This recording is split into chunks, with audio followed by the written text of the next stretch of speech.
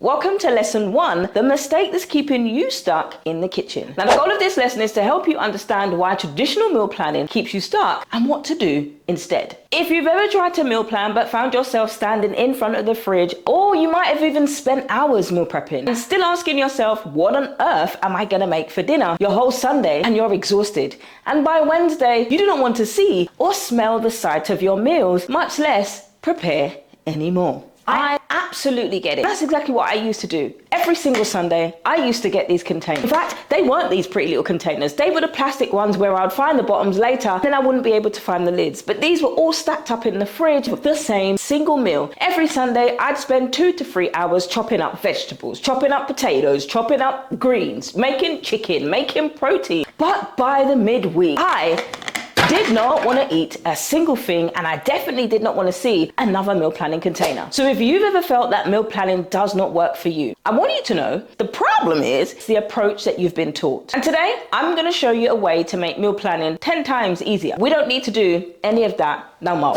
Okay, so why does this approach not work? Why hasn't it worked? Why is it never going to work for you if you're busy and you don't have time to do all of that? Why is it not going to work for you? To be honest, traditional meal planning doesn't work for most people. So the people that it does work for, who do like eating 5 meals every single day, go on with yourself. And if that is you, keep doing what you're doing. But for people like you and me, what does actually work? Most people believe that writing out every single meal, every single ingredient, every single seasoning that you need, every single recipe like you are a chef is what you need to eat healthier, to meal prep, to meal plan, and to lose weight. But honestly, how long is that going to take you? Because the reality is, what happens when you're too tired to eat said broccoli and chicken and rice again? Can you even eat rice 2 days in the fridge? Is it even safe? It give you poisoning? All of these questions that we ask, but yet we're told to do this way of meal planning, and I promise you, it's going to work for your life. It doesn't. Because let's be honest, who wants to eat the same 5 foods every day? Now, like I already said, if that is you, it's working for you, go on with yourself. For most people, we don't want to eat the same thing past day 2. Day 5?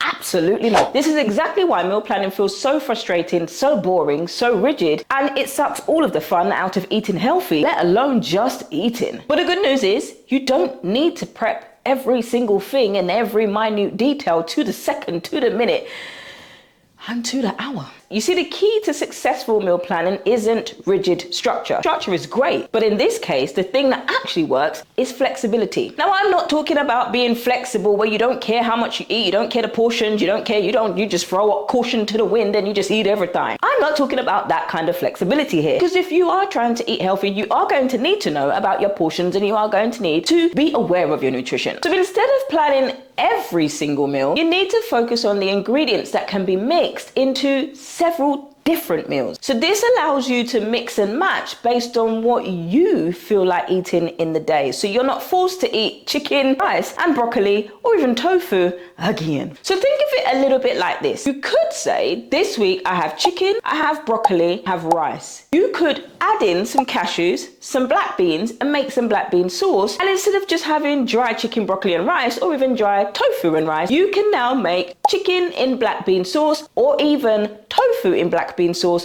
with broccoli. You had the same ingredients, you've just added or taken away and upgraded it a little bit. So when you're looking at it like this and you're prepping the ingredients over several different dishes, you have a variety and you've made it several different ways. Now tell me, is that much more enjoyable than eating the same bland dry chicken, broccoli and rice? Yes friends, I have a problem with chicken, broccoli and rice. When it's dry, there's no condiments, there's no sauce, there's no gravy, I ain't eating it, okay? And I don't want you to be forced to eat it either. And the best part about this approach, it takes way less time than the Sunday meal prepping or the Wednesday meal prepping. Your kitchen is an entire mess and you have to be running around. You've got kids to feed, you've got family to feed, and you still have to do this for 6 hours?